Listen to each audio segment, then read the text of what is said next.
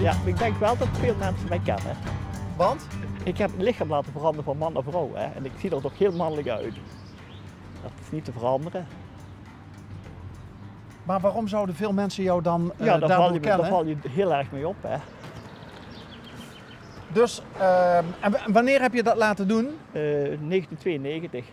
Oh, dat is een hele tijd geleden. Ja, inderdaad.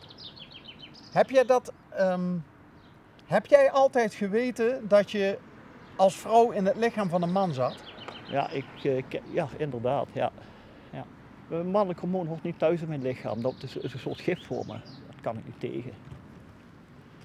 Wanneer kwam je daarachter? Ja, ik heb eigenlijk nooit beseft dat ik een man was. Dat kan aanhangen aan mijn lichaam wat er is, maar ik heb nooit beseft gehad dat ik een man zou zijn. En daar hebben we het net over. Jij bent enorm van de wetenschap, je bent enorm van de kennis. Ja. Daar hebben we het net gehad over de evolutietheorie. Jij weet ook alles van chromosomen. Een beetje. Of een beetje. Een beetje, ja. Hoe denk jij dan dat het mogelijk is dat jij als vrouw, als Sandra, in een mannenlichaam... Nou, zo wil ik het niet zeggen. Ja. Ik denk dat het mannelijk hormoon, daar ben ik niet voor geschapen. Daar heb je een bepaalde hersenonderdelen voor nodig. En die zijn bij mij niet gegroeide mannelijke richting. Dat is ook eigenlijk door professor Schwab, de hersenonderzoeker, die heeft het ook aangetoond. Hè, dat in de hypothalamus is een deeltje anders, een vrouwelijke vorm. En dat kun je niet veranderen, hè. Dan verander je het lichaam maar. En dan was dat een moeilijk besluit voor jou? Ja, heel moeilijk. Ja. Hoe lang heb je daarover gedaan? Nou, die tijd, dat kan ik zo niet zeggen, een jaar of 5. Dan vond ik het wel genoeg. Ik denk, nu moet ik ook eens hulp gaan zoeken. Dat was op zich, denk ik, heel slim, of niet? Van 21 tot 26 jaar ben ik hulp gaan zoeken. Ja. Ik ben er ook nooit meer op tv gekomen of in de krant. Dus het was geen makkelijk besluit, je hebt daar lang over gedaan. Ja. Maar dan, als je dat besluit eenmaal genomen hebt, Ja. Is dat nog een lang proces? Dat kun je er zelf van maken. Ik doe het maar wat langer. Ik vind het toch wel een... Ja, ik had er voorheen nooit van gehoord wat het was. Hè. Daar ben ik niet mee bekend geweest. Nee. Als ik het geweten had, had ik eerder laten veranderen. Maar ik heb het niet geweten. Hoe is jouw leven veranderd daarna? Beter. Veel beter, ja. In welk opzicht? Ja, dat mannelijk hormoon dat stoort met mijn lichaam. Dat kan ik niet verdragen. Maar zorgt dat nog voor Nee, problemen? het is weg. Hè. Officieel heet ik Sandra. Voor de wet ben ik een vrouw. En daar ben ik heel gelukkig mee. En je voelt je ook vrouw? Ja, absoluut. Ja. Ik heb wel nog een klein snorretje als ik het wil laten groeien. 3 vingers, hè. Toen ben ik gestopt met ontharen. Toen in die tijd had je nog elektrisch ontharen, de blendmethode. En die is heel pijnlijk onder de neus. Dan maar door het leven gaan met een kleine snor. Af en toe scheer ik het.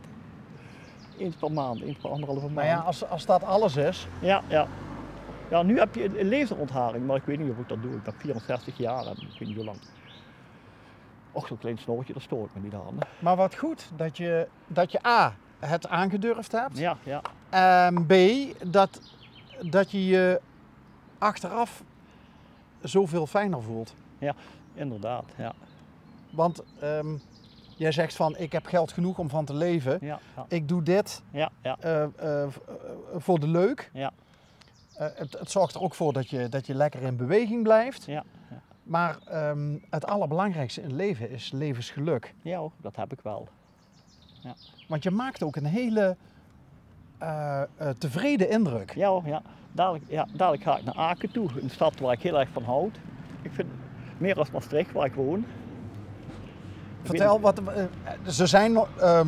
ze zijn wel heel verschillend. Ja. Wat is voor jou de charme van Aken? In elk geval de Duitse taal. Ja, en geen dialect. Nou ja, ik kan over het algemeen heel goed met Duitsers overweg. Want ze vinden het altijd leuk als je hun taal spreekt. Hè? Ja, goed, ik vind ook dat we hebben te veel talen in Europa. Hè? Ja. Veel te veel talen. En er moet eigenlijk geen dialect bij komen als extra taal. Ook geen Fries en andere dingen. Eén taal in een groot deel van Europa was het beste. En ga je dan ook op de fiets? Waar naartoe? Naar Aken? Ja, ik ga dadelijk verder, hè. Dus je gaat eerst het statiegeld wegbrengen? Ja. Waar doe je dat? Bij een supermarkt of bij zo? Bij een drankenhandel. En dan kom ik daarna kom ik een fles drinken. En dan ga ik de stad in. Oké. Ja. Een fles drinken, iets van frisdrank? Cola. Een cola? Ja. Oké. Ja. Jij drinkt graag cola? Af en toe wel. Af en toe. Ja. Die kan ik niet zetten onderweg, hè. Nee, dat is inderdaad, die radio, dat vind ik al heel wat. Ja. Wat ga je dan, want je vertelde 3 dingen die jij leuk vindt, hè? Muziek, lezen en slenteren. Ja. Dus jij gaat lekker, jij gaat flaneren dadelijk. Jawel, maar Aken heeft een paar nieuwe windmolens gekregen, hè. En die wil ik toch eens zien aan Aken-Zuid, waar die staan. Met dit weer kan ik al een beetje gaan kijken. In brand moeten die ergens staan. Die enorme grote... Ja, aangebrand. Dan moeten een 3 grote windmolens staan. Die wil ik eens gaan bekijken. Dit keer of de andere keer. Dat is ook een stukje wetenschap weer. Ja, wat jou interesseert. Ik wil toch weten waar het staat. Oké. Misschien rijd ik er dadelijk eens die kant op. Akenbrand. Ik denk dat die in de buurt van brand staan. Die 3 grote windmolens. Okay. Bij de Turmstraatse boven, hè, daar kun je dat zien. Zie je daar in het zuiden die grote windmolens. En die wil ik toch eens gaan bekijken waar die staan. Ik heb ze nog nooit van dichtbij gezien. Ik weet niet waar ze staan. Ik wil het toch weten. Is er iemand in jouw leven, een partner? Nee, heb ik niet. Ook niet gehad? Nee, nooit. Zou je willen? Nee, ook niet. Ook niet? Nee, nooit. Want? Heb ik geen behoefte aan. Heb je vrienden? Kennissen? Jawel. Ja. En dat zijn allemaal mensen die jou ook accepteren? Ja, als Sandra? Inderdaad. Ja, dat is niet zo'n groot probleem. Hè. Of dat wel... Nou, voor hetzelfde geld zou het voor mensen wel een probleem zijn. Ja, sommigen wel. Maar daar ga je daar niet mee om. Juist. Zeg, die bril heeft een bijzondere herkomst, hè? Welke bril? Deze. Want?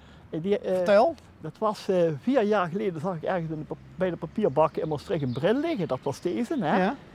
En, nou, ik denk, een mooie bril, maar ik kon er niet door zien, hè? En toen had ik, toen kon ik wat slechter zien een tijd later, hè? Ja. En toen had ik geen bril met goede glazen, hè? En toen heb ik, denk, ja, dan moet ik een nieuwe bril kopen. Maar ik heb nog ergens eentje in de kast liggen en je gelooft het bijna niet, hè? Dit is de bril die ik heb moeten versterken. Ja! Heeft niks gekost. Ik kan daar Vaals 3 kilometer zien. De Miers 2, hè? Ja. Dat zie ik daar gewoon staan, hè? Mamel is er weg. Je kan toch goed kijken daarmee, hè? Wat is het? N2... Dat kan ik niet goed zien met oranje. De N278? Ja. Maar dat zie je hoe goed... Door die bril kan ik goed kijken. Niet te geloven, hè? Ja, de meeste mensen betalen 600-700 euro voor een bril. Ik had toen brillen gekocht, hè. Daar kan ik dus niet meer op kijken, door die 4. Hè. Maar deze, wat ik in de kast had liggen, op straat gevonden, hè. Daar kan ik goed op kijken. Iemand gewoon achtergelaten op de papierbak, hier, daar ligt die. Hè. Dat is onvoorstelbaar. Hè. Ja, dat is bizar. Ja, ik heb ook laten zien dat ik alles kan zien. Hè. Ja, daar staat N278, Maastricht 22, Nijswieler 1. Hè. En die heb ik gevonden. Hè. Het zal misschien een kwart graad misschien kunnen afwijken, maar hier zie ik goed door. Dat is niet te geloven. Hè. En hoe lang heb je die bril nu? 3 jaar draag ik hem. Wat ik gevonden heb op straat. Je maakt mensen weggooien. Ja. Ik vond het een mooie montuur. Ik denk, ik vind het wel een mooie montuur, dan laat ik rechte glazen in zetten. En toen ging ik wat slechter zien, dat paste deze. Het is onvoorstelbaar. Het kan bijna niet, hè? Nee. Een kans van 1 op 50 of zo, of nog meer, hè? Nou ja, sinds wij dit programma maken, geloven wij niet meer in toeval. Ja. Want er komen zoveel verhalen. Wij verzamelen verhalen op ons pad, maar ook heel veel bijzondere mensen. Ja. Jij bent en een bijzonder mens en je hebt een bijzonder verhaal. Ja, inderdaad. En je geeft een 8 voor je leven. Ja. Op dit moment. Ja, inderdaad. Als ik nou geen statiegeld bij me had, had ik ook een grote hoofdtelefoon meegenomen. Maar ja, het is te veel statiegeld. En die hoofdtelefoon neem ik wel mee als ik geen statiegeld heb. Dan kan ik mooi stereo luisteren. Hè? Van dat radiootje? Ja. Oké. FM stereo. En dan heb je de radio, die blijft dan gewoon in de... Nee, nu zet ik hem ergens neer waar ik kan zitten met de cola. Oké, dus niet tijdens het fietsen? Nee, dat niet. Dan wil ik toch geen muziek hebben. Oké. Ja. En lekker eten? Daar hou ik ook wel van, ja. Maar ik maak het altijd zelf, hè. En eet je dan ook een beetje gezond? Ja hoor. Is dat belangrijk? Ja, maar ik kan niet veel hards eten, omdat ik weinig tanden heb. Daar moet ik wel op letten. Ja. Nou ja, dat is dus, zullen we maar zeggen, under construction, hè? Nee, toch niet! Als we jou over een tijdje tegenkomen, dan kan het zomaar zijn dat jij... Volgend jaar heb ik gekund, gebit, ja. Met je mond vol tanden staat. Ja, maar ik heb zoveel aandoeningen dat me laten behandelen. Op een bepaald moment heb ik het programma ook wel een keer zat. Hè. Ik ga niet altijd op tv zeggen wat ik al een keer... Nee, dat hoeft ook niet.